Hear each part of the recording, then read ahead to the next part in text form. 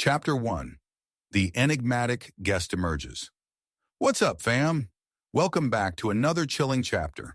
Before we dive into today's twisted mystery, Hercule Poirot and the puzzle of the Sapphire Heirloom, hit me up.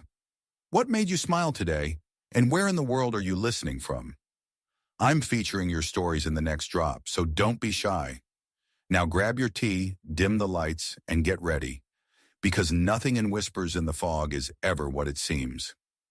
The soft patter of rain against the window was abruptly interrupted by a blood-curdling scream that cut through the stillness of the night. It echoed through the dim corridors of the old estate, reverberating off the walls as a chilling harbinger of chaos. A woman's voice, fraught with terror, slicing through the heavy air, sent a jolt of electricity coursing through the guests assembled in the drawing room. They had been partaking in an evening of camaraderie until the unforeseen arrival of an enigmatic guest shattered the facade of tranquility. Hercule Poirot, with his distinctive mustache impeccably groomed and his silhouette strikingly composed, stood as if carved from marble, absorbing the sudden transformation of the atmosphere. Ah, but the human heart, it hides many things, mon ami, he murmured to himself, eyes narrowing perceptibly. He was deeply aware that behind every facade lay shadows of secrets, and it was often those closest to one another who held the deepest knives in a time of crisis. The guests turned to one another, their faces painted with a blend of shock and suspicion, each grappling with the implications of that harrowing scream. Among the assembly of unusual suspects was Lady Judith Branksome, the evening's ostensibly gracious host, a woman whose beauty had not faded with age, yet whose eyes harbored an unnerving depth. Known for her charitable endeavors, she had recently come into a fortune after the passing of her husband, an event that had raised eyebrows about her true affections for him.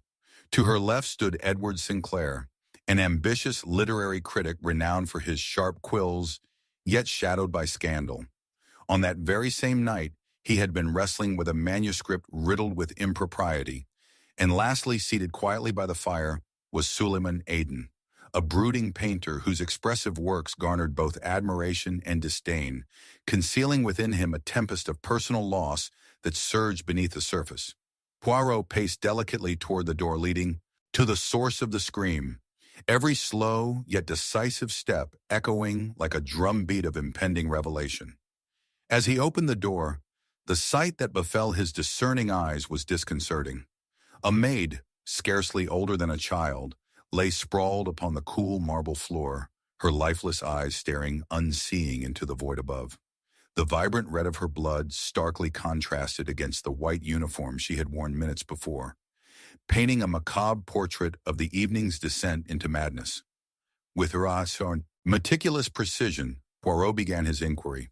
"My dear friends," he said, his voice steady yet commanding, "it is essential that we remain calm. Chaos is not our ally, but clarity must be." He observed the quivering hands and dropping gaze of Lady Judith as she hastily turned away from the body, a trace of guilt dancing upon her otherwise composed visage. At that moment, he noted the unease blossoming in Edward's eyes, which flitted nervously from the maid's form to Suleiman, whose face was a mask of intrepid sorrow. It was an unsettling tableau. In the hours that followed, rain continued to bombard the estate, a furious tempest stirring outside that entangled with the unrest within. Poirot spent his time examining smaller details that others overlooked.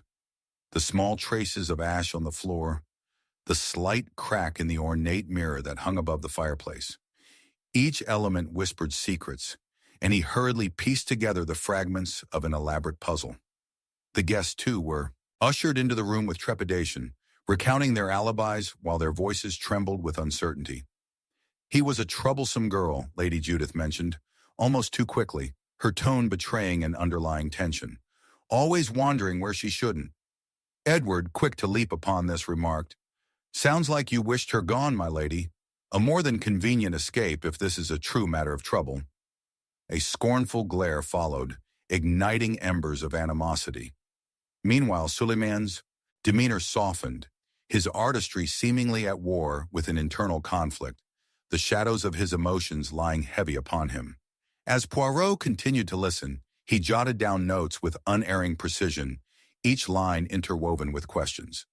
"Pray tell, Mr. Sinclair, what precisely was your engagement with the maid before this tragic incident?" He probed, peering deeply into Edward's facade.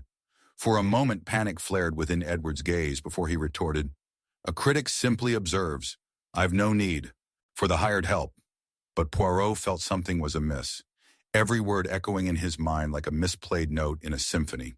Through the course of the night, as the guests tangled in webs of conspiracy, Poirot discovered forgotten letters hidden in a drawer, stained on one edge, a hint of emotion buried beneath the surface, and a clue that led him to believe there was more to both Lady Judith's hand and Edward's critiques than met the eye. A slew of violent lashings would seep through the ink of words both spoken and unspoken, revealing that no one bore witness to the maid's last moments. Alibis began to fray like an aged tapestry as shadows unfurled. Finally, as dawn crept through with a tentative light fighting against the thunderous storm, Poirot gathered everyone in the drawing room. "Ah, mes amis," he declared, his voice resonating with chilling certainty. "You, all of you, stand entangled in a web of shared darkness."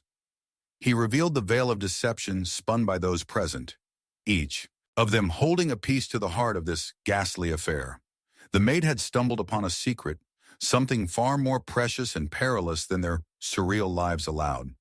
And her death was not merely the demise of a single soul, but rather a revelation that would send ripples of betrayal far beyond the walls of that cursed estate. Just then, an unexpected twist pierced through Poirot's deductions like a blade. An unwelcome truth lay in the memory of the events of the past few days which concocted a narrative rich with layers of grief and malice unbeknownst to him. Betrayal emerged from an unexpected place, and the weight of emotional wounds turned out to be the fiercest weapon in their arsenal. As he unraveled the layers of deceit caught in the few remaining hours of darkness, Poirot could only reflect on human frailty and the darkness that snaked its way through the heart, a truth that would linger long after the storm had passed. "Indeed," he concluded with a wry smile, "it is not the circumstances of life which define us, but the shadows we allow ourselves to dwell within." With those words fell a solemnity across the room, and the resonance of his truth left the guests reeling. The entwined, desperate fables of the characters now lay bare, washed in the waning light that marked the end of an unholy night. Chapter 2. The Sapphire Unveiled. The flickering candlelight cast long, twisted shadows across the drawing room, struggling against the violent onslaught of wind. Battering the old estate, the storm raged like a wild beast, entwining with the hushed whispers of the assembled guests, each breath heavy with the weight of the unspoken. Suddenly, a crash echoed from the direction of the glass display cabinet, sending a tremor of dread through the gathered party.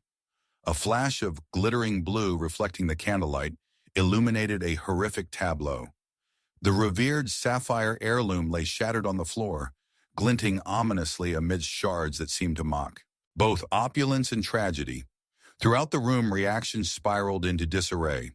Lady Judith Branksom's face drained of color, her elegant countenance now marred with unease. "No, not the sapphire," she gasped, clutching her pearls as if they were lifelines in tumultuous waters.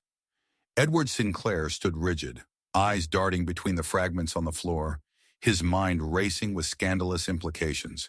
His already tarnished reputation threatened to buckle under the weight of this new misfortune. Meanwhile, Suleiman Aden, his expression reflecting an artist's anguish, stood by the fireplace, where shadows danced upon the mantel, consuming him in their darkness as he surveyed the scene. "What have we done?" he murmured, stepping back, as if the act itself was a reflection of the chaos boiling beneath. With a composed disposition emblematic of his character, Hercule Poirot surveyed the room with keen interest. "Ah, but the heart can be an intricate maze, full of traps and misdirections. Mes amis," he declared, his calm voice slicing through the storm's howl. Each face bore traces of turmoil, revealing muffled pasts and concealed motives, prompting Poirot's investigative instincts to awaken fully. The sapphire, a symbol of wealth and status, held untold secrets, and with its shattering, those secrets too began to unravel within the shadows. Split into numerous fragments like the trust held among the guests, Poirot posited that the sapphire was more than mere jewelry. It acted as the fulcrum of a far deeper mystery. Lady Judith had inherited it after the death of her husband, prompting whispers of foul play surrounding his demise. Edward, ever the opportunist, had expressed disdain for such inherited symbols, and yet his sudden nervousness while evaluating the broken relic revealed another layer of intrigue. Then there was Suleiman, who had once painted the lady's portrait adorned with the gem.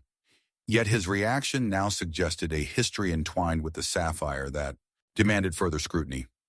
As the storm continued its rampage, Poirot set forth to conduct a thorough investigation. He began with Lady Judith, his piercing gaze fixing upon her. "My lady, might you recount the circumstances leading up to this calamity?" The question hung in the air, heavy with implications. She clasped her hands, the tremor in her voice betraying her regal demeanor. I merely dusted it. It has always been safely displayed, honored and enjoyed by my guests." But the evasion in her eyes spoke louder than her words. Poirot sensed layers of hidden truths wrapped tightly around her. Next, Poirot turned his attention to Edward. "Mr. Sinclair, I believe you had expressed a penchant for analyzing jewels in your literary critiques. What observances do you have regarding our cherished heirloom?" A flicker of panic darted across Edward's face, though he retorted with bravado, "I am but a critic, Poirot. My motivations lie within ink-stained words, not within such pedestrian concerns." His feigned nonchalance barely masked an unsettling awareness, as if he were well aware that the sapphire carried with it dangers he wished to sidestep. Suleiman remained silent, his melancholic aura emanating a sense of foreboding. In his work as a painter, beauty often shrouded deeper meanings. Hence, Poirot cautiously probed, "Could you, Mr. Iden, provide insight into your relationship with both the sapphire and Lady Judith?" At this, Suleiman's eyes darkened, surfacing memories he wished to forget. "My art carries echoes of their lives, Monsieur Poirot. It is impossible to forge deeper connections without feeling their burdens," he confessed. Yet even as he spoke, a shadow clouded his brow, hinting at emotions groaning beneath the surface. As Poirot painstakingly collected these fragments of dialogue, he noticed more subtle clues. A small, glittering piece of blue sapphire aligned perfectly beneath the edge of the cabinet, half hidden from view, seemingly discarded. The significance of this remnant grew as night continued to envelop the room. Perhaps a confrontation had sparked prior to the shattering, or a desperate act had been committed in fear of exposure. With the pieces beginning to form a cohesive narrative, Poirot gathered the trio once more.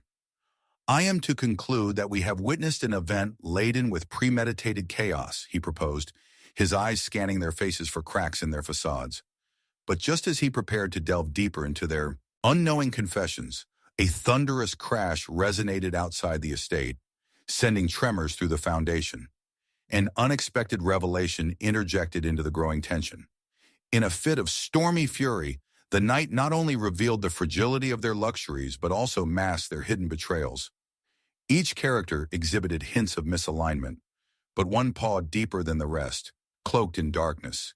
A red herring intended to steer Poirot madly off course. As they shifted in discomfort, Poirot clamped down on his ever-perceptive instincts, realizing the facade employed by one of them harbored deeper, tragic undertones that beggared belief. Finally, as tensions reached a proverbial boiling point, Poirot summoned the guests to the center of the drawing room. "My dear friends, the tapestry of your deceptions is unraveling," he announced gravely. "The maid's demise was but a fragment of a greater tale connected to this shattered heirloom. You stand here not merely as guilty bystanders, but as the puppeteers of a woven, intricate plot." The room held its breath, eyes wide with anticipation, as Poirot's next revelation promised both clarity and torment. "Ah, but I must remind you that within the tumult of greed and despair lies the greatest betrayal. It is not merely a jewel that ignites this chaos, but rather the heart of a cunning accomplice. A truth hidden within the brushstrokes of Suleiman Aiden's forlorn canvases." An audible gasp broke the quiet, and with it fell Suleiman's mask of sorrow, revealing a tempest of emotions as he whipped towards the others. "You do not understand," he shouted, the knife of their realities thrusting deep into his own heart. The sapphire was more than a jewel. It was a bond between my love for Judith and the last memories of a life stolen from me. I merely wished to protect it, and in that passion I shattered not only glass, but hearts. With that, the estate bore witness to the culmination of betrayal and lost love. And Hercule Poirot, amid the breathless silence, etched a final truth in the shadows of that tumultuous night. Indeed, it is within our deepest desires that we may find our greatest downfalls, he uttered softly, leaving a lingering resonance that would haunt them long after the storm had passed. Chapter 3. Secrets Beneath the Surface.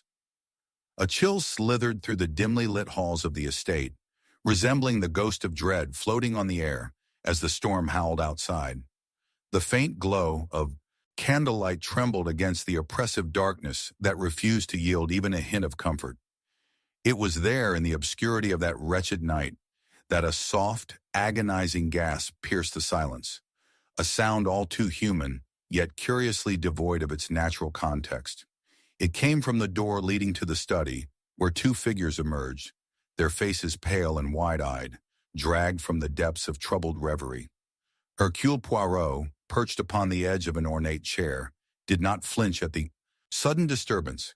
His aquiline features, often regarded as expressions of aloof confidence, now bore a subtle glimmer of anticipation. "Mes amis," he addressed the assemblage, the barely contained tension thick enough to suffocate. "It appears we are upon the precipice of yet another revelation, yes? With each moment that ticks by, the shadows deepen, concealing more than they reveal." Lady Judith Branksome, her once polished exterior diminished by the recent revelations, clasped her hands. Together her knuckles blanched. "The maid," she uttered breathlessly. "What more could have come to pass? It cannot be another death." She trembled, not merely from the storm's gale, but from dread that echoed within her soul. Edward Sinclair, who had previously feigned indifference, revealed his unease now. The budding panic subtly etched across his brow. "We are already haunted by betrayal. Do we dare invite more calamity?" His brow furrowed, betraying the tumult that raged beneath his bravado. Suleiman Iden, who loomed just a step behind, his countenance becoming darker as specters of guilt and love wrestled for dominance within him, whispered, "Perhaps the surface is but a mirror, reflecting the hidden depths of our souls. We are ensnared in a tragedy that binds us." His artistic musings danced dangerously close to foreboding, and Poirot's gaze sharpened with interest. As they gazed towards the door from whence they had emerged, a thunderous clap echoed louder than their heartbeat, shaking the foundations of their sanctuary. The ominous growl of nature seemed to lift momentarily, leaving but silence. And thus Poirot knew that beneath that silence lay a web of secrets waiting to be unearthed. The investigation commenced with Poirot seamlessly transitioning from the drawing room to the confines of the study, cloaked in shadows yet invigorated by the intoxicating scent of speculation. "Pray, welcome the chaos," he mused softly to himself, though his mind was already unraveling the threads of fear stitched sharply into the fabric of his companion's actions. "Tell me, Lady Judith," he inquired, his voice serenely cutting through the tension, "wherein the bounds of this estate were you when the maid's final sigh escaped her lips?" Her answer came with a startle, as though awakening from a stupor. "I lacked awareness at such a crude hour, Monsieur Poirot. The darkness enshrouded our household. Everywhere I turned, shadows lurked." She glanced away, the weight of her memories doing little to dispel the concern in her eyes. In that moment, Poirot noted the subtle tremor in her voice, a quirk that hinted at a deeper disquiet unassociated with the storm. "And you, Edward," he turned his focus, noting Sinclair's nervous fidgeting with his collar. "You harbored a particular disdain for the sapphire that adorned Lady Judith's neck. Is it not so? A disdain laced with opportunity, one could assume." "An opportunity past," Edward snapped, teeth gritted. I spoke only to assert artistic truth. The public's affection for such artifacts is trivial at times.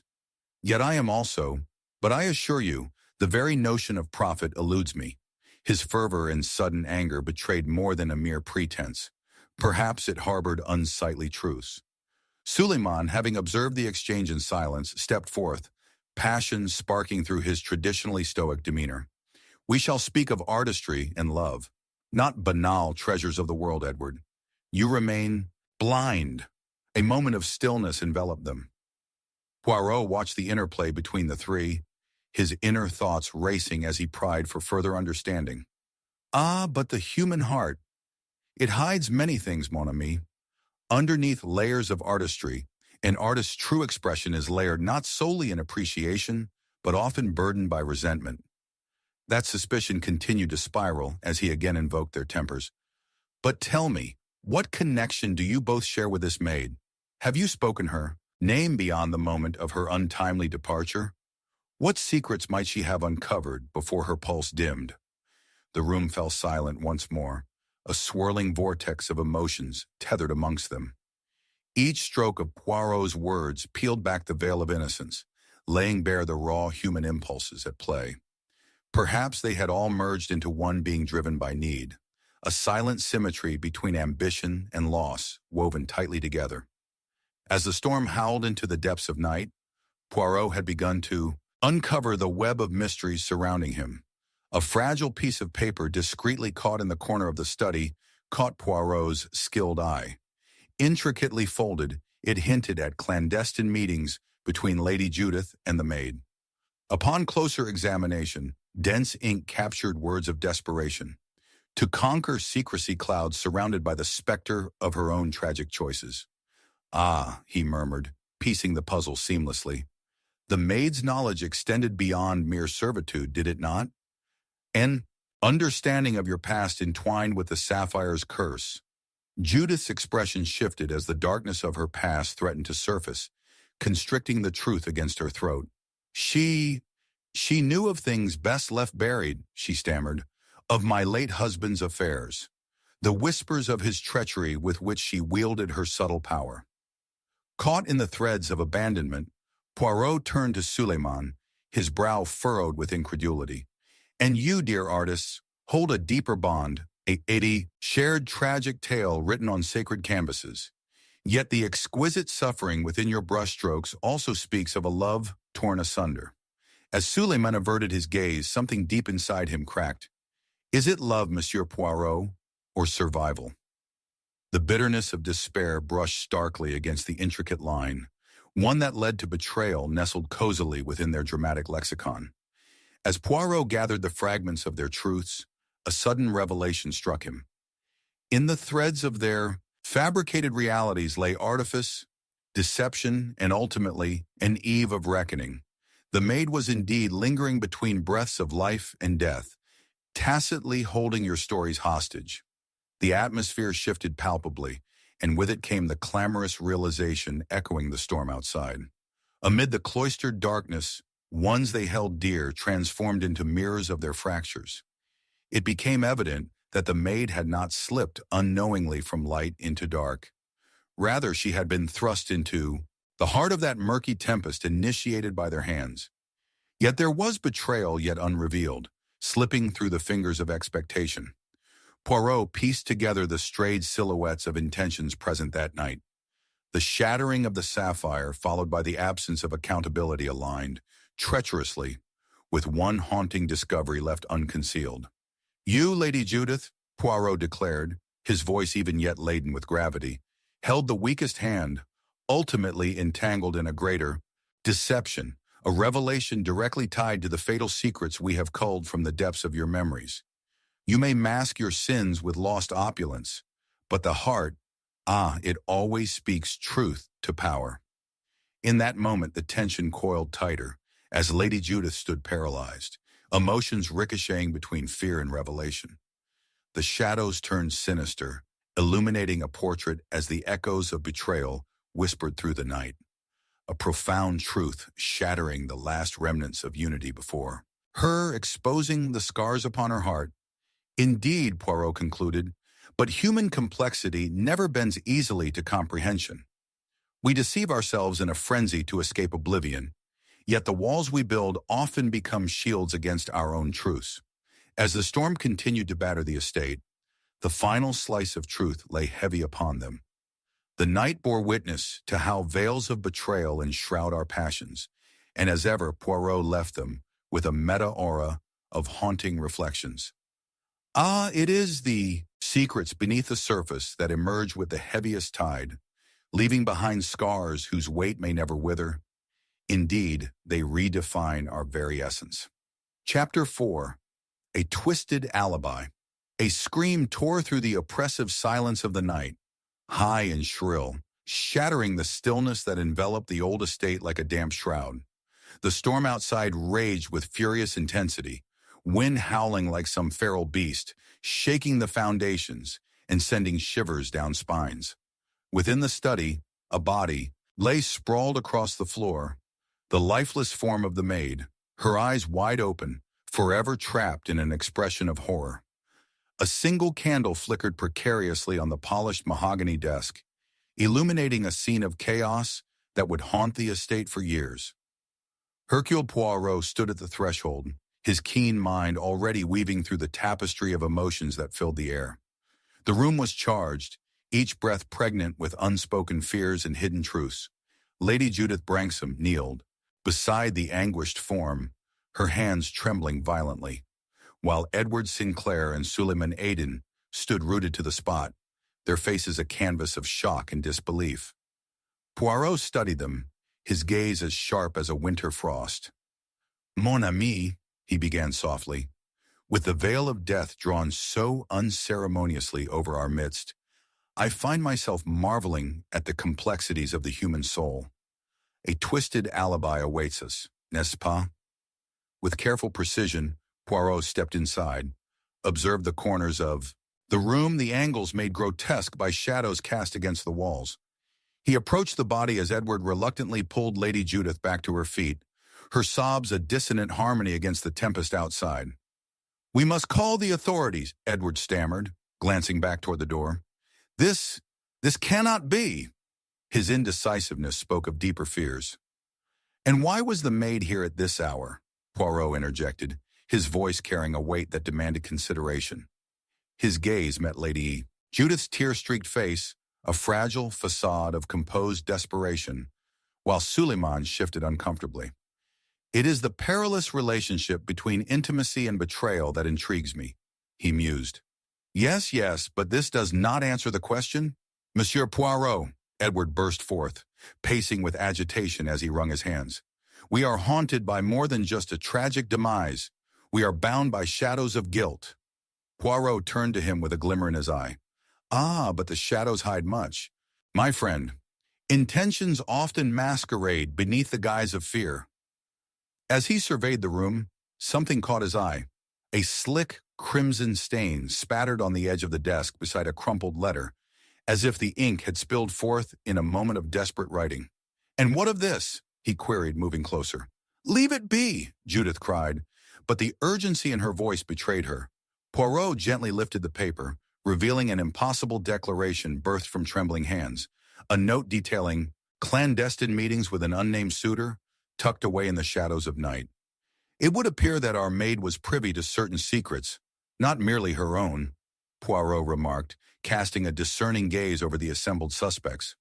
"Secrets, yes, but fraught with danger," Suleiman chimed in, nearly trembling as he fought to mask his inner turmoil. What was the maid seeking to unveil? My muse, Lady Judith's past? Perhaps she was a specter, haunting the walls of our deceptions. "Two sides to every story, dear artist," Poirot replied knowingly. "As you may well understand." His mind raced, piecing together the thorny web. All three possessed motives lurking just beneath the surface. A twisted alibi hung in the air, tainted by fear, betrayal, and a smattering of rage. "May I inquire where each of you was during this unforgiving storm?" Poirot asked, his voice calm and steady, but layered with an intensity that demanded honesty. "Do you, dear Judith, possess a reliable alibi for this hour? Or were you perhaps consumed by the tempest of your own emotions?" She recoiled slightly at the insinuation, words faltering before the brilliance of his scrutiny. "I was in the attic," she said, her voice trembling but firm. "I sought solace in my late husband's belongings, but I would never harm her." "Would you, Edward?" Poirot pressed on. The tension thickened with his words, wrapping around them like the tendrils of the storm outside. You have a disdain for jewels, yet were you not envious of her connection to the sapphire? Were whispers shared during late-night revelry tangled in an inescapable fate? Enough with these insinuations, Edward snapped, an unbecoming flush brimming in his cheeks. I am an artist. I seek to expose truth, not shatter lives. The maid had no role in my motives.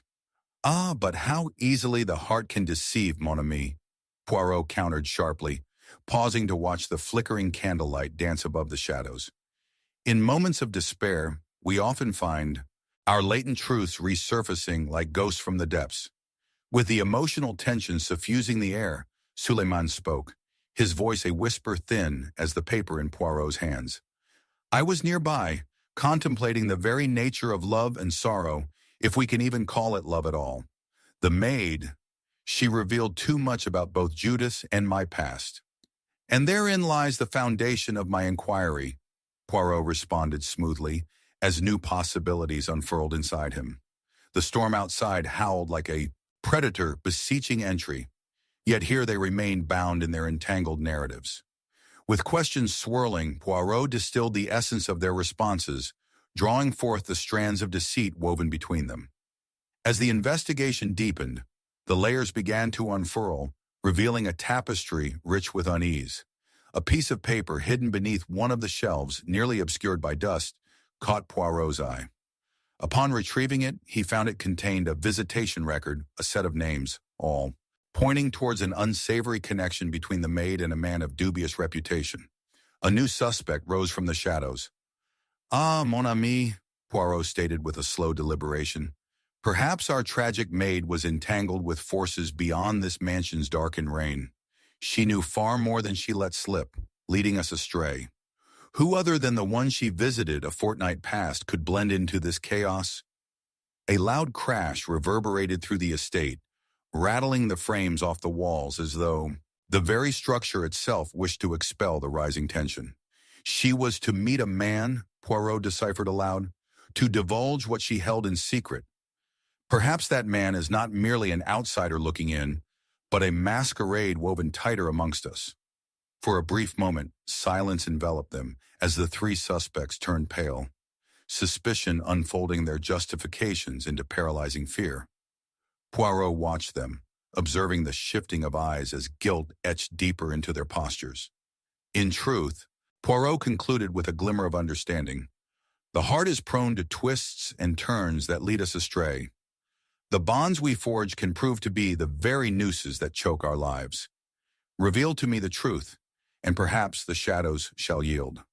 Alas, I am but a simple artist, caught between love and envy, Suleiman whispered finally, tears glistening in his eyes as he struggled with conflicting emotions.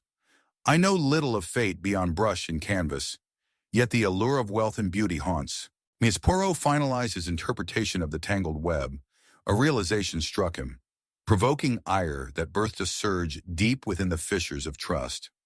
A final twist remained concealed, lurking beneath the darkest backstory. Ah, but in the end, it is the twisted alibi of the heart that reveals our saddest truths, Poirot stated resolutely. The lesson here is stark.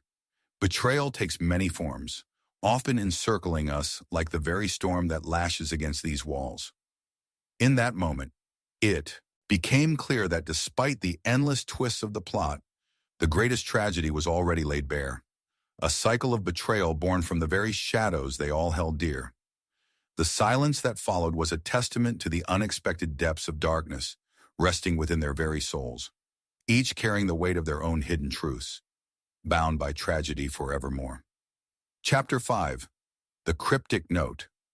A flash of lightning illuminated the gathering gloom, revealing a shadowy figure in the hallway.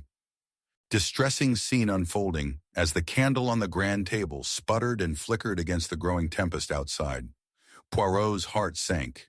A broken promise now resided among the walls of the estate, the oppressive air thick with hushed secrets and collapsing trust. The nighttime storm served as an ominous backdrop to the unraveling chaos that lay ahead, its wailing winds a haunting symphony to the dark events that were destined to unfold. In the dim light, Lady Judith stood as a fragile, silhouette, her fingers trembling as they brushed against a crumpled note that lay upon the floor, an unintentional harbinger of shadows. "Look, Poirot," she stammered, her voice barely above a whisper, eyes wide with panic. "The maid. She was carrying this when I found her."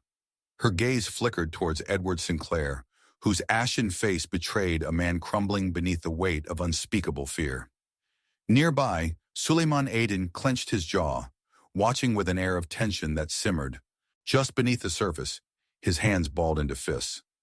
"Ah, but the human heart, it hides many things, mon ami," Poirot murmured, his keen mind absorbing the scene like a sponge drawing up water. As he approached the note, he noted the way Lady Judith's body tensed at his proximity, a deer caught in the crosshairs of a hunter. The note itself, marred by urgency and smudged ink, contained lines that hinted at clandestine meetings, an invitation marked with pathos and a hint of danger. "A cryptic note indeed," Poirot pronounced, his eyes narrowing on the ominous lines that spoke of secrets best left unsaid. With deliberate calm, Poirot began to unpick the threads of each character's delicate psyche. Judith Branksome, once the epitome of grace, now appeared ensnared in a web of despair, her late husband's ghost silently haunting the corridors. What desperation prompted her to summon the maid at this hour? Her emotions wavered like a flame, flickering between grief and guilt. The connection between Lady Judith and the maid was murky, yet deserving of examination. He turned his gaze toward Edward Sinclair, the artist stewing in suffocating envy, eyes darting as if seeking refuge from their accusations. Fueled by desires curdled under the weight of jealousy, Edward's obsession with jewels and beauty cast a veil over his integrity. Perhaps his muse was not merely the canvas before him, but the very life breathing within these walls, tainted by betrayal that raged deep beneath the surface. And then there was Suleiman Aden, a man touched by the brush of tragedy. His heart ached with unfulfilled dreams. The memories he carried of past loves, intertwined with creativity and the specter of loss, made him an artist known for capturing the fragile beauty of life. Yet he seemed to wear the mask of sorrow as a guise, capable of harboring darkness. The intersection of love and jealousy danced at the edges of his thoughts. And together with the maid, he held connections, entwined with danger. The atmosphere was electric, exacerbated by the crackling of lightning outside and the rhythmic ticking of a clock inside, an unwelcome reminder of the passing moments they could not reclaim. Poirot descended further into the murky depths of the investigation. "Mademoiselle Judith," Poirot inquired softly, "please enlighten me. What exactly did you discuss with the maid before her untimely demise?" Judith swallowed hard, glancing away as she reasoned her response. I merely instructed her to mind her own affairs, to not spread rumors. Yes, she had begun to see too much. It suffocated me." Her voice trembled as though she was teetering on the edge of a precipice, unsure of whether the truth might serve as her salvation or her undoing. "Interesting," Poirot mused, allowing a pregnant pause to linger in the room. The air, thick with trepidation, made the silhouettes of the gathered figures stretch and distort. "You speak of rumors and caution, but did you not bear any fears of what she might share? Trust is a fragile thing, n'est-ce pas?" He could see the flicker of panic in her eyes, a spark igniting the truth that lay buried beneath layers of deceit. Edward interjected, his voice an unsettling blend of defensiveness and anguish. "What of you, Poirot? You hunt us like prey, yet how much do we really know of our true intentions? This cryptic note, the artist and the maid shared more than idle conversation?" His fists clenched tightly, the tension wrapped around them like a noose. "Perhaps it was she who sought to undermine our very connection." "Ah, how easily suspicion can morph into blame," Poirot countered, preserving his composure. "Yet, dear Edward, I implore you, perceive what lies behind the facade. In seeking to unearth truths, one can easily overlook them." His eyes flitted between the two, searching for fingerprints upon their psyche, as the shadows danced mischievously around them. As the investigation wore on, Poirot's instincts sharpened, leading him to examine the cryptic note more closely. With a flick of his wrist, he revealed its edges, noting the trembling script and the peculiar smudge near the signature. A lingering touch or perhaps a push from an unwanted hand? Caution is your ally, yet perhaps you, Monsieur Suleiman, could lend clarity on that signature, he proposed, knowing the hints of artistry lay beneath his fluency with ink. The artist recoiled, emotion flickering across his face, revealing layers of vulnerability intertwined with bravado. It means nothing, he protested, but his voice held a threat of panic. The maid had no role in our hidden affairs. I won her affection, yet she too sought treasures from another. She wished to weave herself into our lives. Ah, but betrayal, my friends, it runs deeper, Poirot replied, the rhythm of his words matching the storm outside, as he deftly laid out the pieces of the puzzle before them. As we pore over this served truth, we may not yet have struck the heart of the matter. Then with a sudden twist, Poirot recalled the visitation record he had discovered earlier, bringing the pieces of the puzzle into sharper focus. A week ago, our maid met a man of dubious reputation. Is that so? The room fell silent as the weight of the revelation sunk in. Our tangled lives of envy and fear led to these shadows creeping across our paths.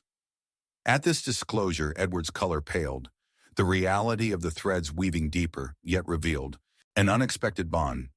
You cannot accuse me. No word of this was shared, he cried, anguish laced through his voice as the walls of his carefully constructed reality began to crumble.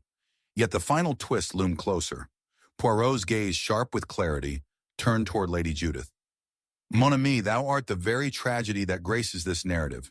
The cryptic note serves a purpose, not merely of the maid's desires, but of how you crafted your very own entanglements. Her eyes widened, a realization, clawing at her insides as betrayal danced beyond her reach. Amidst the chaos, Poirot drew in a breath and recited the final lines of the mystery, piecing together the fragments that surged like a tide. The maid wished to reveal shallows of love, yet she found herself consumed, ensnared in the tempest of ambition, he stated, tone edged with conviction. For it is the shadows lurking within our hearts that gift rise to inevitable betrayal. Thus, enmity born from passion turns within us, a concealed dagger waiting to strike. As the final threads of the narrative wound together amidst the crackling storm, the confessions spilled forth like cracked mirrors, shattered into reality. The candle flickered one last time, darkness lifting to reveal the scars forged by secrets and sorrow. Poirot, the harbinger of clarity amidst chaos, stepped back, the bitter taste of revelation swirling upon his lips. In the end, every heart bears its own tragedy, a tragic fate fashioned in the echoes of broken trust. With that, a silence befell them, binding their souls in the awakening light of sorrow and betrayal. Chapter 6. Shadows of Deception. The ancient mansion trembled as ferocious winds howled outside, rattling the seemingly immovable structure to its very core. In that thick, suffocating darkness, a scream pierced the night, a haunting cry echoing like a phantom through the damp hallways, stirring long-buried secrets.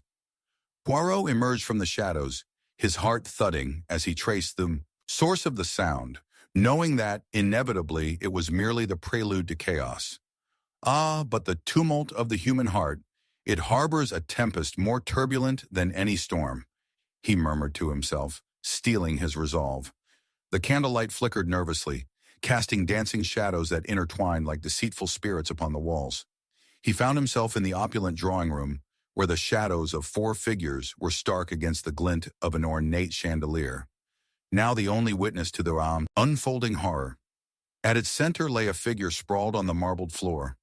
Lady Judith, her lifeless eyes wide with an unfulfilled question, a note clutched tightly in her hand, an enigma that flickered with morbid urgency. Edward Sinclair, the artist, stood stark against the fireplace, his face drained of color, jaw clenched tight. The tension in his posture spoke volumes. He was fighting demons that danced at the edges of his sanity, fueled by envy and an artist's despair. It cannot be, he rasped, trembling yet unwilling to relinquish his grip on the semblance of composure. She was my muse, my foundation. Who would dare? A shudder ran through him, as if he were invested not merely in her death, but in the fragility of his own existence. Suleiman Aydin, the tortured poet, hovered near the window, shadows clinging to his apprehensive form like a shroud. His expressive eyes darted, surveying the room, betraying a heart that bore the weight of loss. A loss crafted by words sorrowfully, left unsaid. An untimely end, indeed, he whispered, voice barely lifting above the tumult outside. Yet what truths lie within this tragedy? As Poirot knelt beside the lifeless body, examining the torn note that fluttered in Lady Judith's grasp, he felt the air thicken. The shadows shifted menacingly around them as if sensing the potential for betrayal. The ink was barely dry, its hurried strokes betraying the urgency of the message. He allowed the weight of the words to settle in his mind, drawing forth connections that others seemed incapable of perceiving. "Ah, treachery weaves its tapestry with the finest threads," he remarked softly, "but it is the unexamined heart that fuels the darkness of deception." With methodical precision, Poirot scanned the room, his keen eye catching details that had slipped by the others. A smudge on the floor, the stark absence of Judith's beloved gold locket that hung about her neck like a fallen star. As he rose, he cast those present in a contemplative light. "Tell me, gentlemen," he began, the authority in his voice a reminder of the gravity of their situation, "what awaited Lady Judith tonight? For this gathering is shrouded in a deeper riddle." Edward shifted uncomfortably, glancing momentarily at Suleiman, as if seeking the strength to divert the blame. "We were reminiscing, discussing her late husband's affairs," he stammered, forcing bravado into his voice. "Hadn't we gone beyond the shadows of judgments?" His attempt to mask vulnerability only served to unearth more chaos. "Indeed," Suleiman interjected, his voice smooth yet laced with tension. "Her husband had many secrets, each more intriguing than the last. Perhaps it is these shadows that delivered her to this fate." A flicker of an idea ignited in Poirot's mind. This was no mere act of jealousy or violence, but a carefully orchestrated play laced with revenge. As he continued his inquisition, Poirot examined the subtle micro-expressions that adorned the faces of both men. "But tell me, what of the maid? Did she not provoke your wrath, Edward?" Poirot posed the question with a serene gaze, knowing well how envy would whisper sweet nothings into the ears of would-be suspects. Edward faltered, the flicker of anger coursing through him palpable, and responded with vehement denial. "I would not harm her.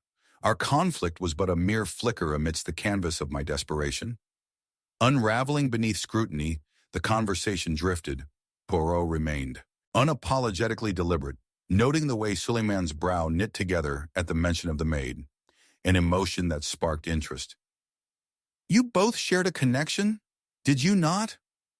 Could it not have been the sacrifices made in the arts that have led to this?" His penetrating gaze scrutinized their every movement, dissecting the fabric of their relationships. "Sacrifices lead only to futility," Suleiman responded bitterly, masking a deeper truth. As bitter as the wind outside, his words sliced through the room, carrying with them a hint of desperation.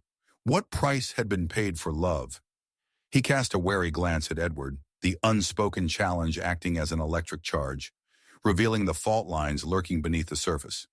Hours passed, the clock's monotonous ticking a reminder of time slipping away as Poirot pieced together the stories of these wounded souls.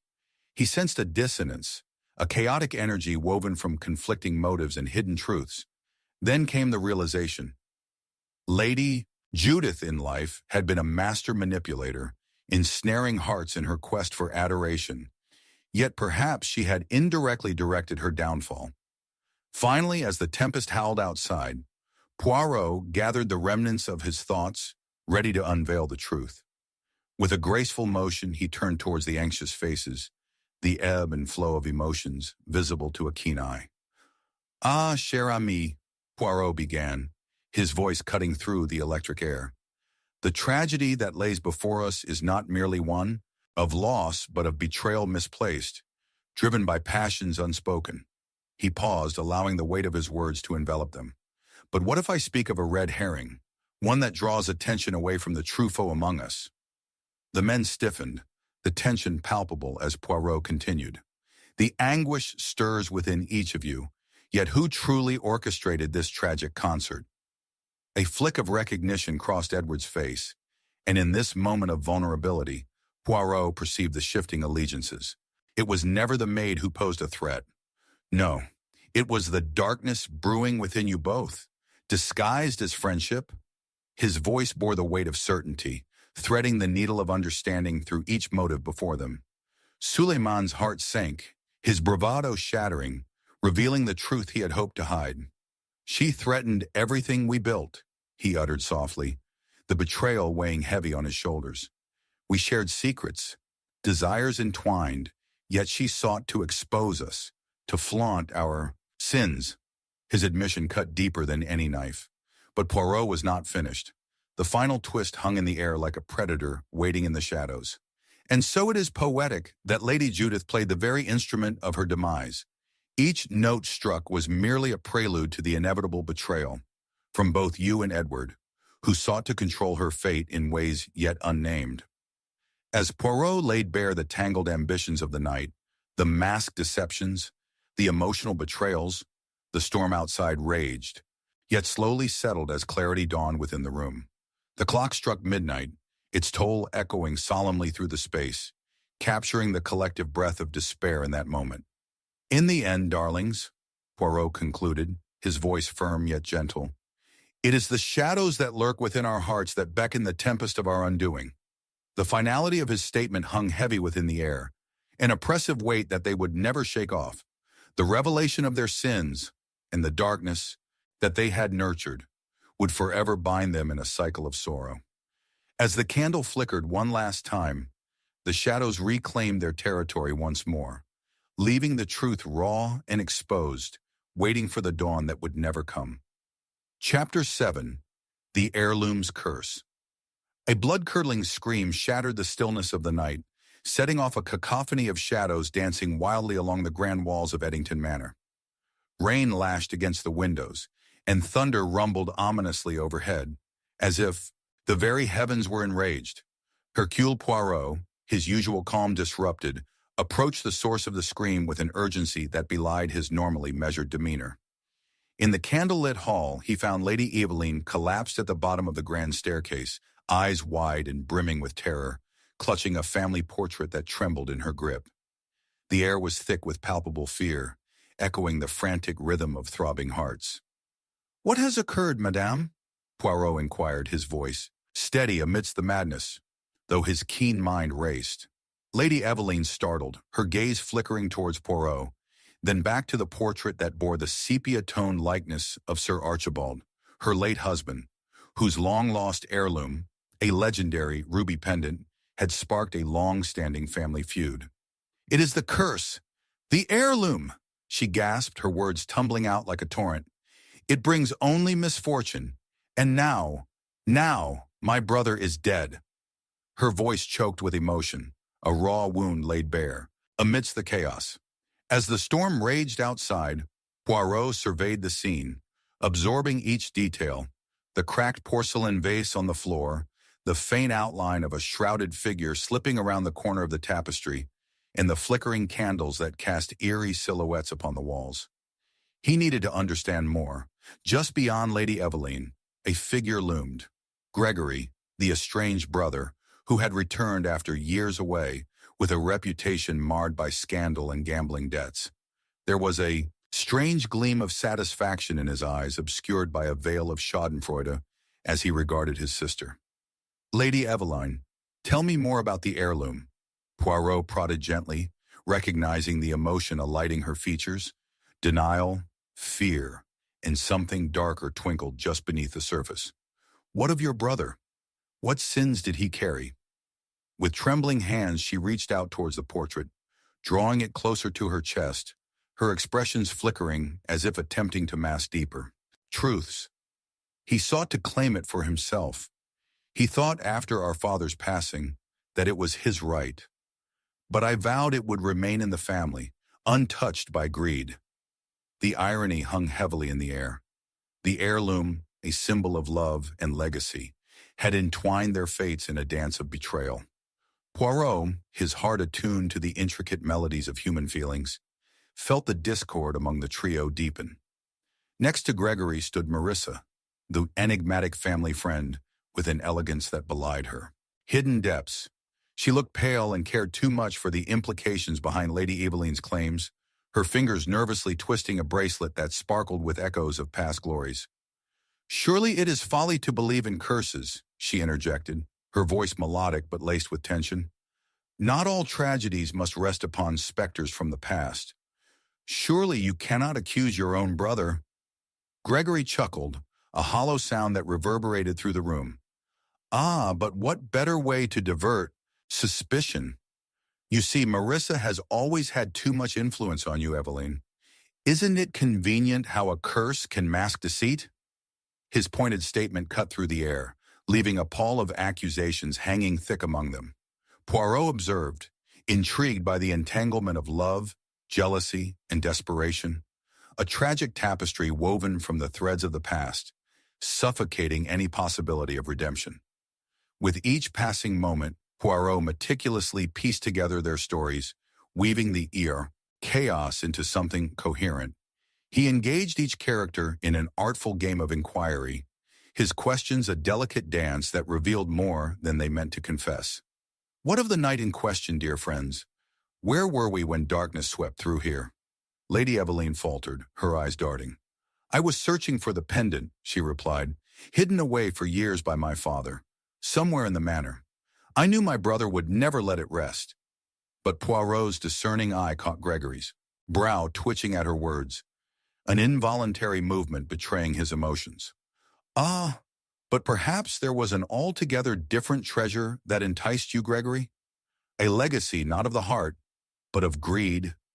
He probed, knowing that the truth lay buried beneath layers of suspicion. The air hung heavy, charged with faint electric tension. The siblings' rivalry had blossomed into a ghastly flower of accusations and realized betrayals, each clutching at their truths, yet unwilling to confront the darkness that waited in the shadows. As the investigation unfolded, Poirot discovered fragmented notes and letters hidden in books, old correspondence, fraught with secrets. Gregory had gone deeper than he'd let on, and beneath the surface of sibling rivalry lay buried long-held resentments. Each clue brought forth more skirts of speculation, yet like a magician adept at misdirection, Gregory seemed to possess knowledge that led Poirot on a wild chase that left him questioning the very fabric of what he had thought true.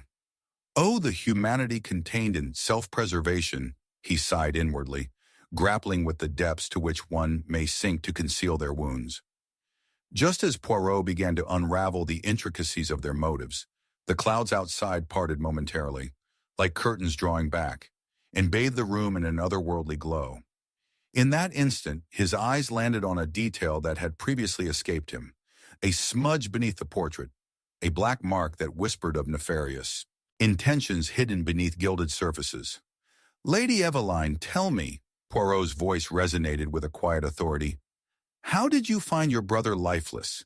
Did you witness the event unfold?" She wavered, a crestfallen revelation dawning in her eyes.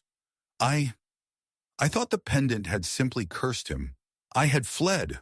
I heard only the sound of crashing, the portrait swinging perilously before." She inhaled sharply. "I thought he had merely taken a misstep." Poirot absorbed every word, his mind weaving connections of intent and consequence with precision. With time drawing to a close, Poirot convened both Lady Eveline and Gregory, the atmosphere thickening as the truth loomed closer. "The heirloom is but a ruse, a veiled messenger of deceit crafted by the very ones who profess to guard it. Does it not ring true that there are fates sealed by the weight of choices made?" He posed, sharing the truth that cut deeper than any ruby pendant. "Gregory, you sought not vengeance but silence. The true curse lay dormant within, igniting an old discord. Your sister's protection coaxed you to lay waste to what lay unshielded." The implications had the air crackling with outrage, but then came the final revelation as his voice turned softer. "Marissa wished to protect Lady Eveline, but it was you who fought for her affections. Am I wrong?" The truth bore down on them, a coiled narrative unraveling into light, revealing Marissa's own longing, twisting into betrayal for the sake of love entwined with ambition. As the clock struck 1, illuminating the recesses of both hearts and crimes, Poirot made the final connection.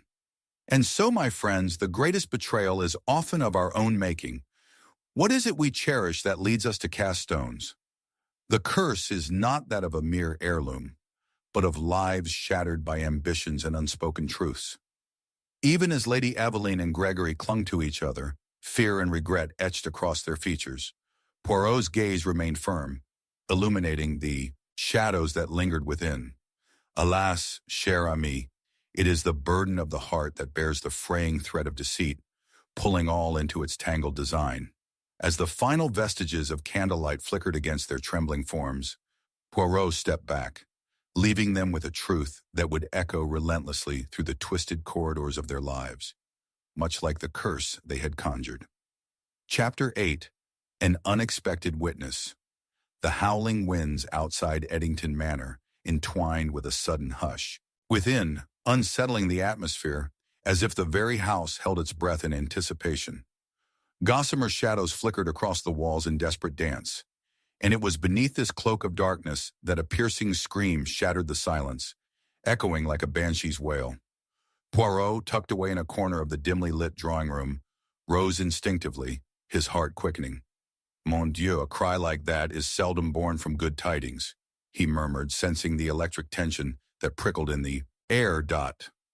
He moved swiftly towards the source of the disturbance, following the sound that reverberated through the hall like a drumbeat of impending chaos. As he drew closer, he spotted Lady Eveline, standing rigid against the backdrop of the grand staircase, her usually dignified demeanor shattered, eyes wide with terror upon an unexpected sight that demanded an explanation. Clinging desperately to her intricately embroidered shawl, she pointed towards the library, words tumbling from her lips in quick succession. "It is Gregory. You must come. He lies there like a specter." Poirot, ever composed, felt a pulse of urgency quicken within him. "Lead the way, madame, but let us tread cautiously. The night may hold many surprises, some of which we cannot comprehend." The library was imbued with shadows, cast long by the single flickering candle upon the desk, where the late Sir Archibald's tome lay open, pages flapping softly as if in a breeze that did not exist. There, amidst the scattered books and forlorn piles of forgotten letters, lay the body of Gregory, pale and lifeless, a dark stain blossoming on his shirt, shading the fabric with secrets untold. Poirot knelt beside the still form, noting details that eluded others. "Ah, but what is this?" he murmured, inspecting the ground beneath them, where the pattern of footprints trailing away was obscured by the power of the storm raging outside. Rising and stepping back, Poirot took in the shock-stricken faces of those gathered in the doorway. Lady Eveline's expression oscillated between grief and fury, while Marissa's pallor deepened at the sight of her former friend's demise. With a calculated clarity, Poirot addressed the assembly. "Tell me, where were each of you at the moment of this tragic finding? And what about our now departed Gregory? Had he roused any motion of suspicion in you prior?"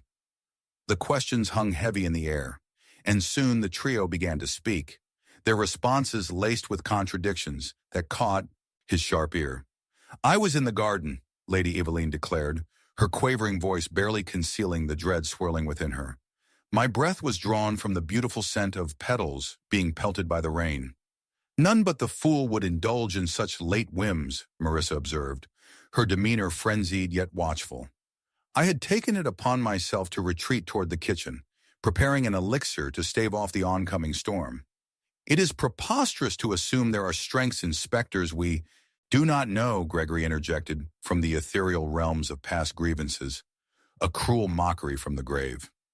The words hung, reverberating within Poirot's mind as he meticulously traced their narratives. Yet a fourth shadow caught his attention, the flicker of movement from the corner of his eye. He turned swiftly, catching sight of a trembling figure just beyond the threshold. It was Edgar, the aging butler, who had recently returned to the manor after years abroad, now haggard and wreathed in silence. The moment their eyes met, Poirot could discern the deep well of secrets hidden behind Edgar's downcast gaze. "Edgar, mon ami," Poirot hailed, his voice steady yet probing. "What do you know of this tragic turn? Do not think to evade the questions afoot." With an audible swallow, the butler stepped into the light, his demeanor both humble and resigned. "I have seen things that ought not to have been viewed. A figure was seen slipping through the shadows shortly after I brought in the tea from the drawing room." His intensity faltered there, as if grappling with the weight of his newfound truths.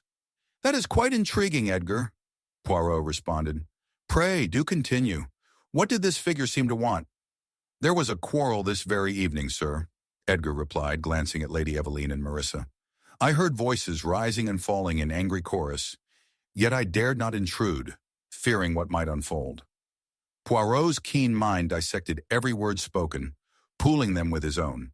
Discoveries like drops of rain into a river of suspicion. "And what do you make of the wound upon Gregory's body? It surely tells a tale of its own."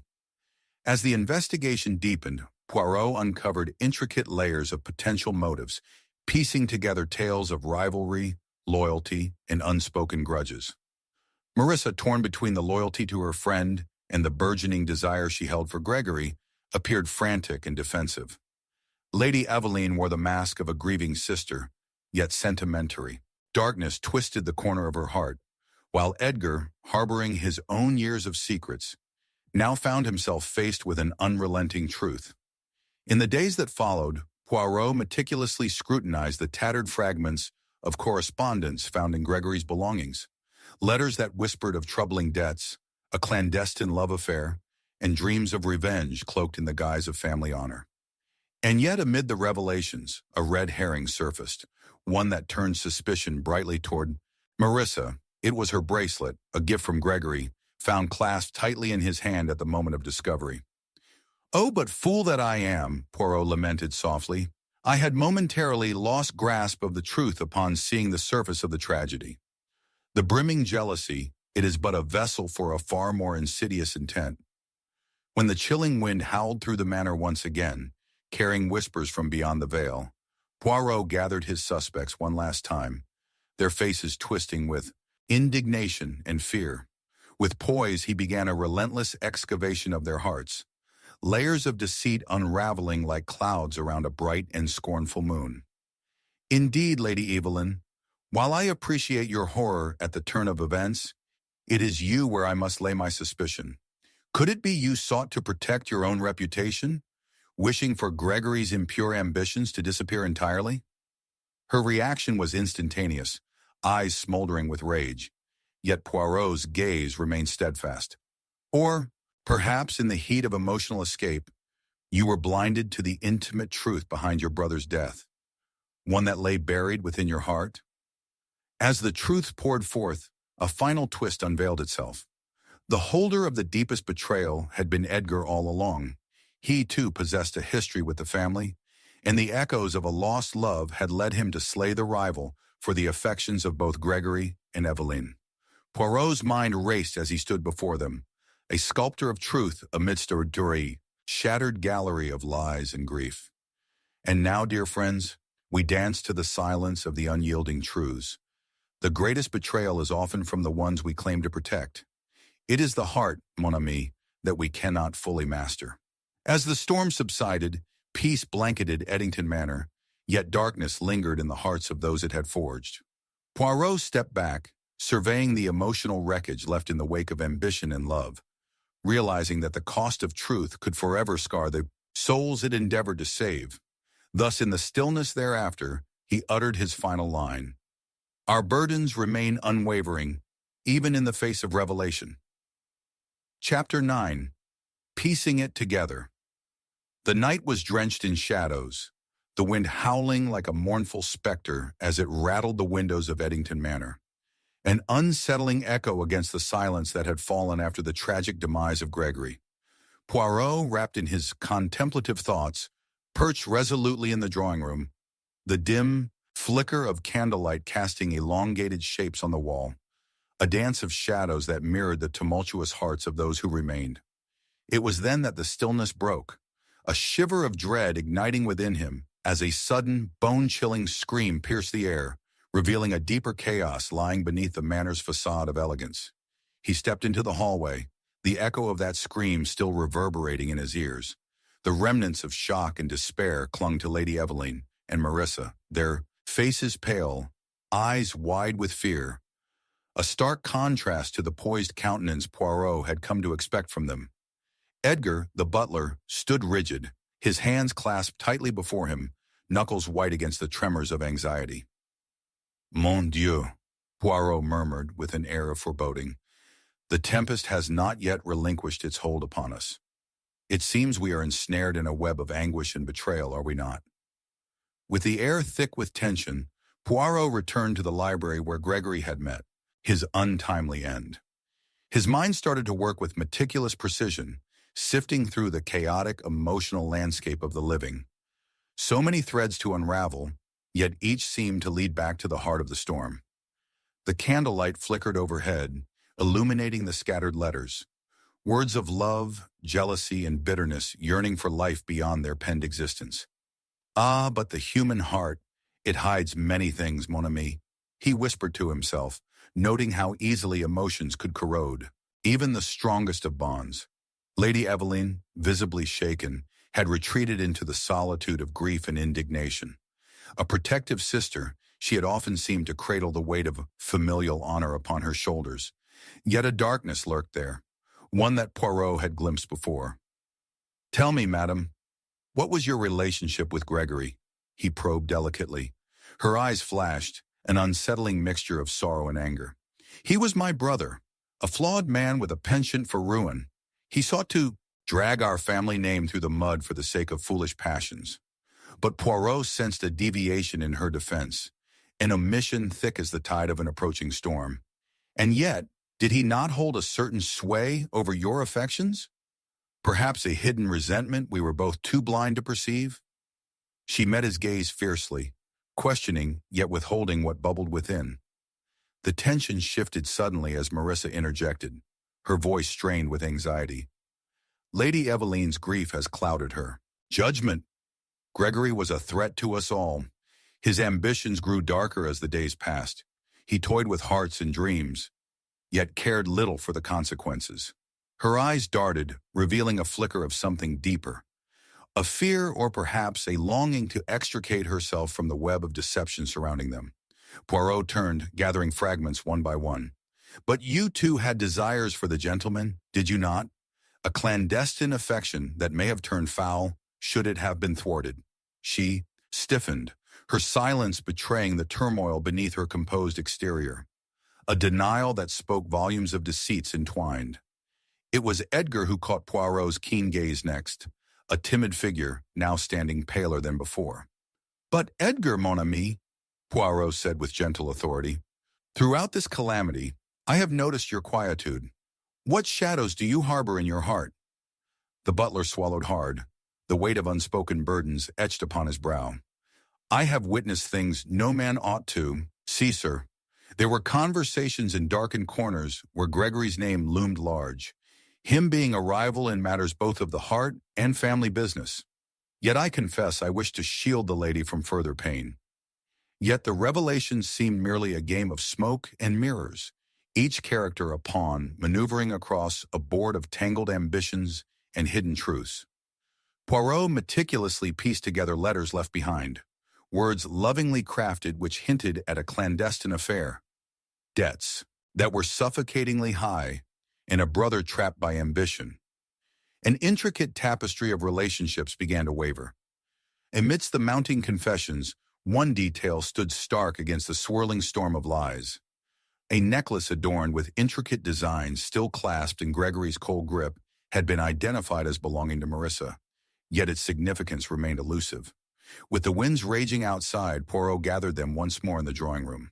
The atmosphere was thick with unease, punctuated by the steady rhythm of the clock, the metronome of their collective anxiety. His gaze swept across the three.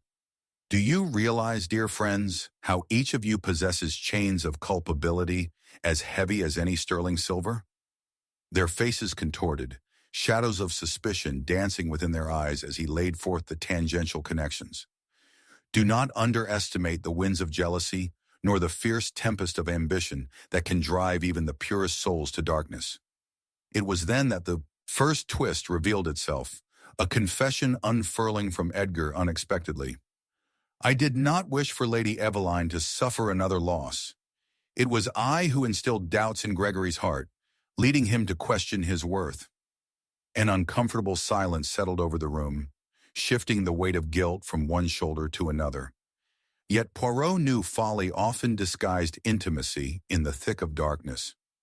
The final revelation struck them like thunder, a bolt of clarity illuminating the twisted knot gone. Wrong. Poirot turned to Marissa, the weight of her decisions bearing down upon him. You immeasurably loved him, yet could not bear witness to such ambition corrupting his spirit. But you acted, did you not, with the fervor of one desperate to shield what they hold dear?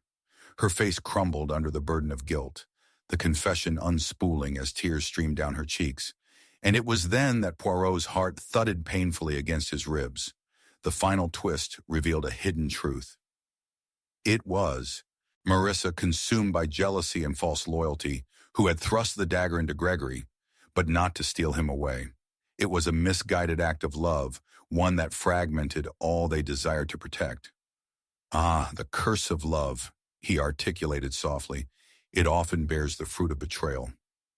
The revelation resonated through Eddington Manor, the weight of heartbreak and anguish settling upon them like a mournful cloak. Poirot stepped back, allowing the truth to sink in. The chain of ambition had ensnared them all. As silence enveloped the room once more, he concluded, "And so, dear friends, it is not merely the knife that pierces, but the heart that drives it forth. In our quest for ambition, we craft our own demise. We must live henceforth with the shadows we have conjured." Chapter 10. The Final Betrayal. The storm outside Eddington Manor raged with a palpable fury, the wind howling like a banshee, rattling the windows as if attempting to break through the very seams of the house. It was on such a night that the whispers of the past refused to remain dormant. A figure lay lifeless upon the hardwood floor of the drawing room, the blood seeping through the ornate carpet, a sight that seemed to draw the very breath from the air. The foreboding atmosphere enveloped the scene as Hercule Poirot, with his elegantly coiffed hair and trademark meticulousness, surveyed the room with a deliberative calmness that belied the chaos around him. "Ah, mais oui," Poirot murmured, his sharp gaze darting to the faces of those present, absorbing the trembling reverberations of shock that coursed through the air like an electric charge. Lady Eveline, with her porcelain skin now marred by shock, stood frozen at the doorway, her hand clasping the edge as if she might shatter with the slightest breath. Marissa knelt on the ground shaking, her tears mingling with the pooled crimson, a horrific tableau of despair and horror.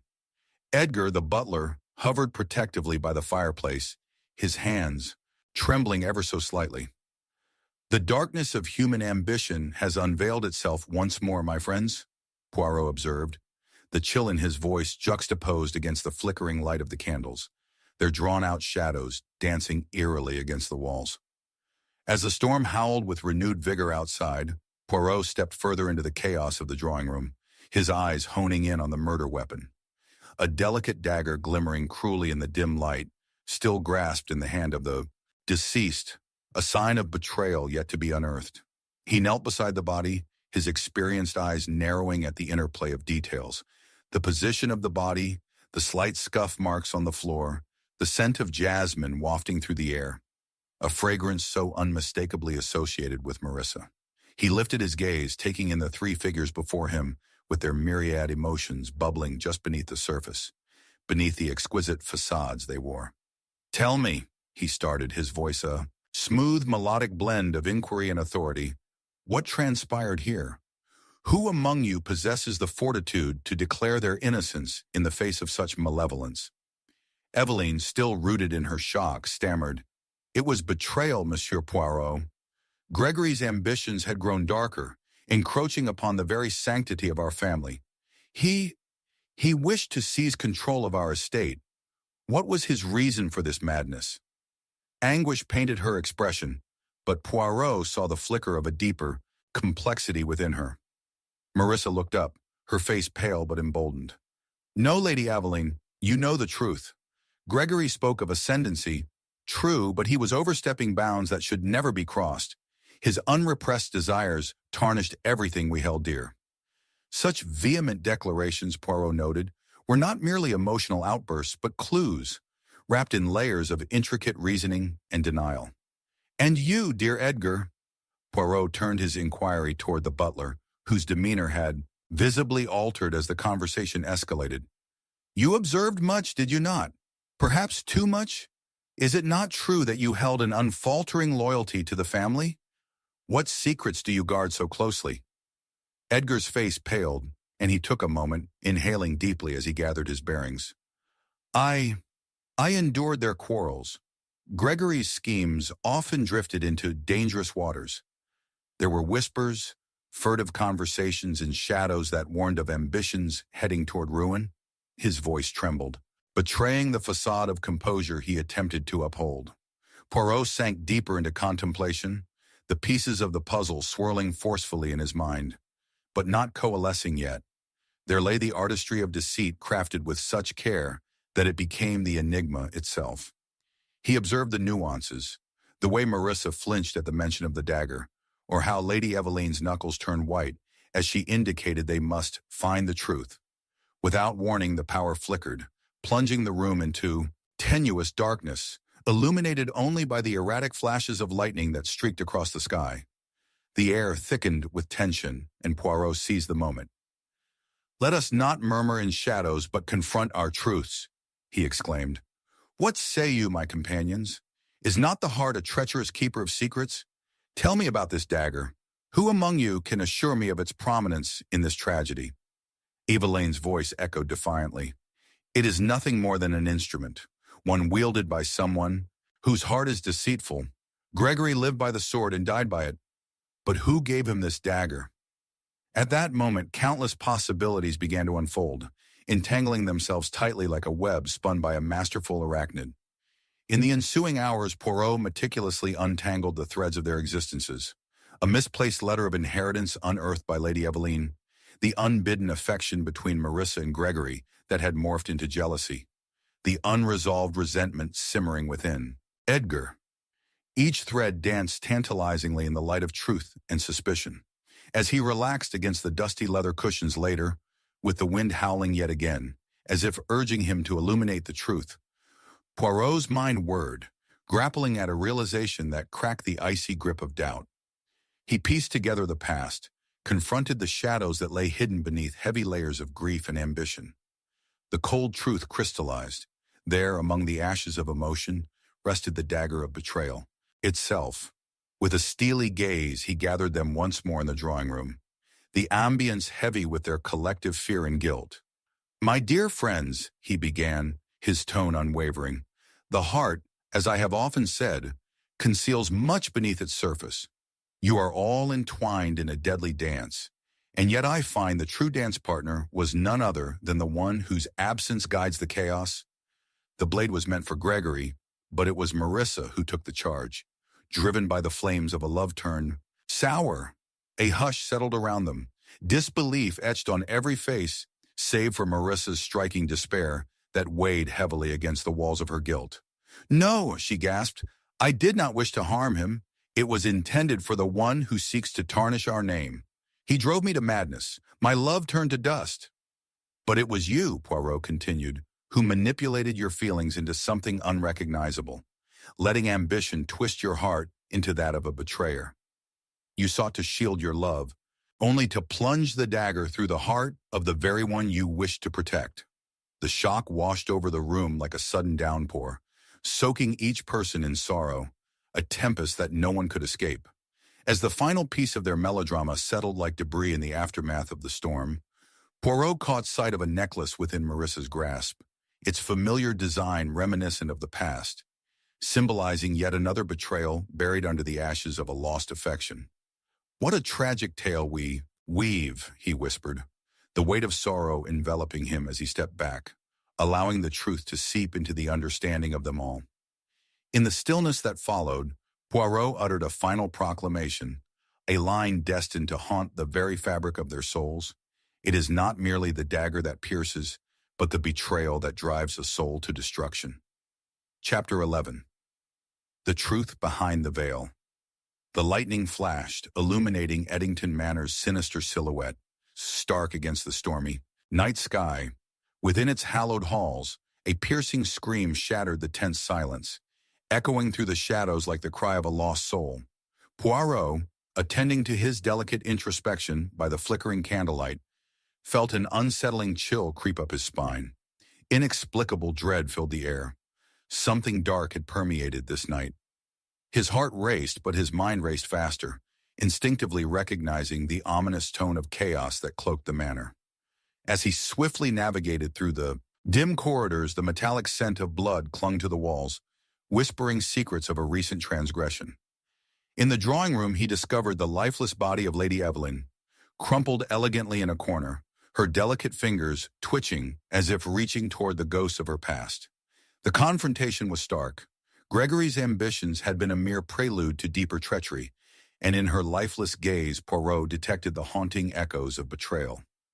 Ah, but the human heart, it hides many things, mon ami, he murmured as he assessed the scene, finding himself encircled by the remaining three souls who bore the burden of secrets. Marissa, her alabaster skin now marred by blood speckles, stood frozen, her eyes brimming with confusion, its depths a whirlpool of emotions, both familiar and alarming. Edgar, the loyal butler, hovered protectively near the hearth, his expression betraying a mixture of disbelief and fear. And then, beyond the flickering shadows, there was Charles. Lady Eveline's brother, his presence shrouded with intentions veiled under layers of anguish and resentment towards his sister's fortune. Poirot's discerning gaze shifted among them, detecting the tremors of vulnerability that lingered in their auras. Mademoiselle Marissa, he began, his voice cutting through the palpable tension, where were you amidst this tempest of emotion? Did you not hear your dear friend's anguish?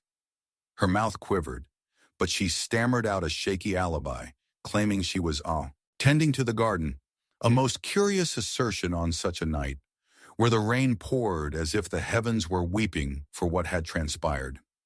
Edgar, who had served the family for countless years, cleared his throat. Monsieur Poirot, Lady Eveline. She spoke of feelings that tormented her soul. In her final days, she feared betrayal lurked near, that winds of disloyalty tugged at the very fabric of our family, he said, his voice laced with an earnestness that offered both insight and suspicion. But tell me, Edgar, Poirot interrupted, his eyebrows drawing together. What do you know? Deceit often shrouds itself in loyalty, does it not?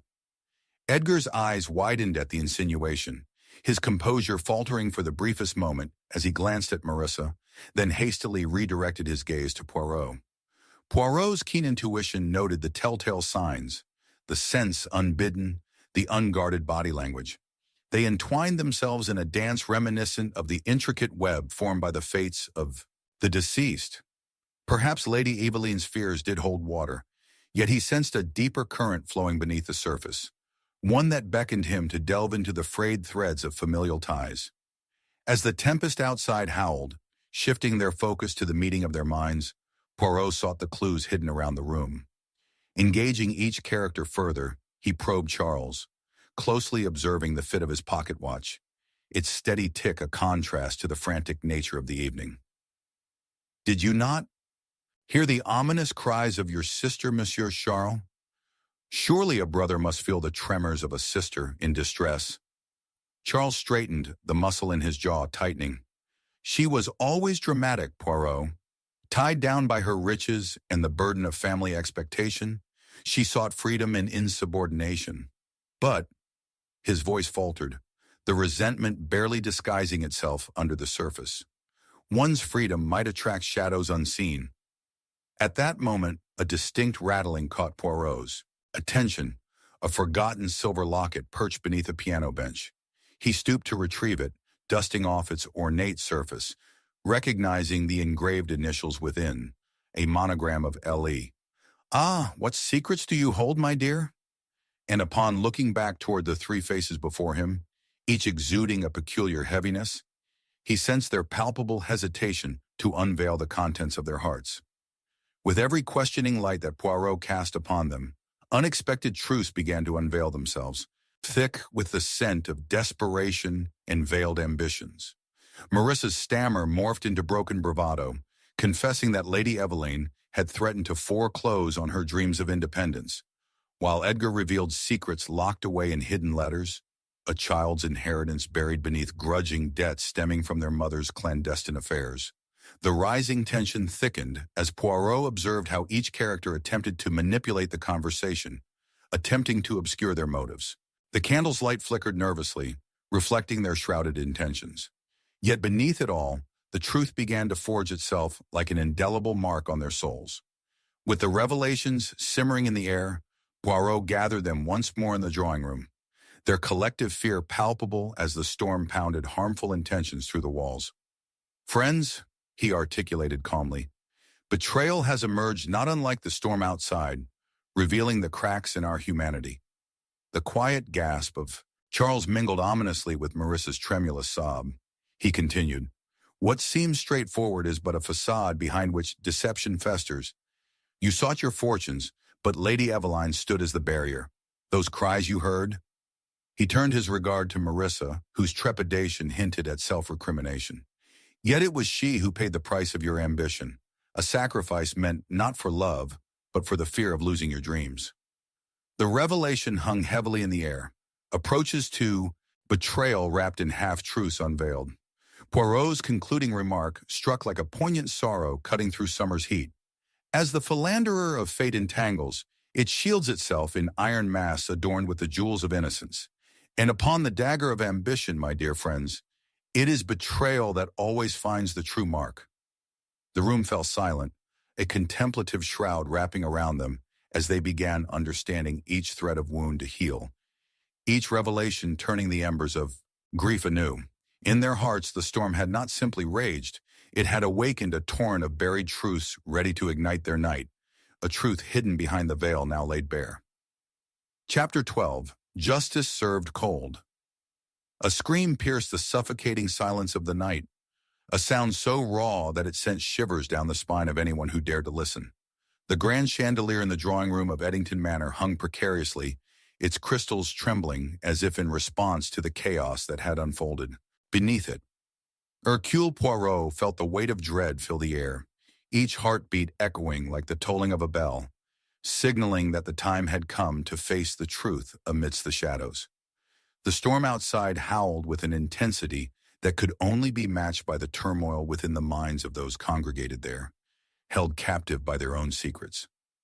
In the center of the room lay the lifeless body of Edgar, the loyal butler. His once proud stature now crumpled against the dark oak floor, a pool of crimson seeping outward, stark against the mahogany. It was a tableau of bitterness, one man's fall replete with betrayal and deception. Poirot stepped slowly around the scene, deliberate in his movements, his mind whirring with questions that demanded answers. How had it come to pass that within just days of Lady Eveline's murder, another soul had been extinguished? The darkness whispered secrets, and Poirot, the ever-diligent observer, sought to illuminate them. "Ah, but the human heart! It hides many things, mon ami," he murmured, gazing at Edgar's lifeless form. The flickering candlelight danced across the room, casting eerie shadows that seemed to respond to Poirot's thoughts. He quickly surveyed the faces in the room, each twisted with shock or grief. Marissa, her eyes still brimming with guilt. Charles, his jaw set, as if bracing against unseen winds. And Gregory, who appeared an amalgamation of confusion and indignation. Their reactions were a symphony of emotions, yet within them lay threads of discord that Poirot could not ignore. "Who among you will carry the burden of this latest tragedy?" he inquired, turning his gaze upon the cloistered figures. "What dark secrets have intertwined your fates once more?" His voice, though calm, resonated with an authority that compelled them to speak. Marissa was the first to falter, her hands trembling as she clutched the pendant around her neck, an heirloom, now a shackle of memories. "I saw nothing," she stammered, the words escaping her lips like a confession of guilt. "I was in the garden, tending to the roses." Poirot narrowed his eyes, for he could not reconcile her alibi with the thunderous downpour that had inundated the grounds. "Ah, non, a lover of nature you may be, mademoiselle, but logic suggests otherwise," he replied, dissecting her words as delicately as a surgeon. "In such a tempest, Who would venture into elements so fierce? Perhaps then you carry more burden than mere guilt. Charles scoffed, his frustration spilling forth.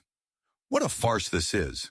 We all know Edgar could be trusted less than a street dog, always lurking at the door for scraps, always burying secrets. He had no love for our family, and now he pays the price for it. Charles's resentful anger hung palpably in the air, a thin veil hiding his darker intentions. Poirot sensed the flourish of malice behind his words, yet there was a discontent, a flicker of something more profound hidden beneath the bravado. Gregory, who had remained silent till now, erupted in desperate defense. "Stop this insipid bickering! What good does it serve?" He glanced at Edgar's still form, sorrow morphing into anger. He was a faithful servant. He did not deserve this. His voice cracked, tension straining thinly across the room like the sound of a taut bowstring, poised to snap. Poirot's gaze glimmered with keen interest. The entangled lies and shadows in the room sharpened his senses. He explored the surroundings, examining the significance of each item. The overturned armchair, a broken vase that had spilled its contents upon the floor, fragments glimmering like a shattered dream. What had sparked this violent chaos? As he put together the puzzle pieces, another disturbing thought surfaced. Edgar had hidden a secret. Perhaps it was hidden letters that could unravel the fabric of family loyalty. Poirot swiftly motioned toward the hearth, where a faded envelope lay partially obscured by ashes, as though it had been carelessly discarded. He approached with purpose, the air thickening with anticipation as he delicately retrieved it, his heart pounding against the impending revelations. To speak of betrayal, one must first recognize loss, he intoned, unfurling the letter's contents. And perhaps, my dear friends, it was not merely Edgar's downfall that sealed his fate. His eyes alighted upon the scrawled name, Lady Evelyn. The shadows twisted around him, and he fathomed a deeper layer of involvement that connected Edgar, Marissa, and even Charles in a dance of ambition gone awry. Justice, to be served cold, is but a bullet to the heart, Poirot declared, his voice echoing in the charged space, and he studied his suspects intently, keenly aware of their grim reactions. Fear nestled in their expressions. Conflict and dread brewed like storm clouds above them, ready to unleash upon their brittle facades. With the ignition of doubt now spiraling within them, Poirot gathered his thoughts and unveiled what he believed was the truth. "The heirloom necklace you wear, Mademoiselle Marissa," he gestured toward her gripping hands, "it bears the weight of a past marred by discontent. You thought to emancipate your position by marrying Gregory, thus hiding behind the facade of love, while truly yearning to shackle the fortune of your friend. Did you not wish for the bond to last?" "Stop!" she cried, her voice thick with desperation. "You know nothing of my heart." But Poirot, unimpressed, pressed on. Yet the feeling of duty was counteracted by a longing for independence. Was it not? You sought to solidify your freedom through rooftops of deceit, while fervently clinging to the fortune that could elevate your status above family. And Edgar? The murmur of unrest rippled through the group as silence enveloped them, their secrets coiling around each other like a serpent ready to strike.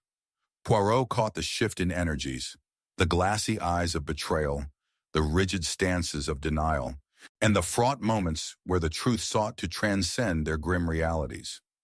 As you huddled in shadows, Edgar knew too much, he continued, relentless in his deductions. He had become the guardian of truths buried deep, most notably a hidden inheritance meant for a child cast aside, secrets that would rattle the very foundations of your ambitions. And there it was, a moment of stillness as the full weight of his proclamation settled in. Realization washed over them, betrayal upon betrayal, layered like the most exquisite wines, fermented by jealousy and deception, while the heart of the unyielding mystery throbbed palpably beneath the surface. "Alas," Poirot concluded, his voice now resonant with compassion, but edged with resolution, "when justice is sought, it is served upon the dancing edge of cold steel, piercing through the facade to expose the broken dreams left in its wake. The path to freedom was but a one-way street, monstrous in its own revulsion. With that enduring finality, Poirot stepped back, understanding the storm had indeed quelled. The night had gripped them in darkness, but the dawn would yield a new awakening. "Remember, my dear friends," he murmured as he turned away from them, "truth may elude the fleeting gaze, yet it stands eternal against the breath of time."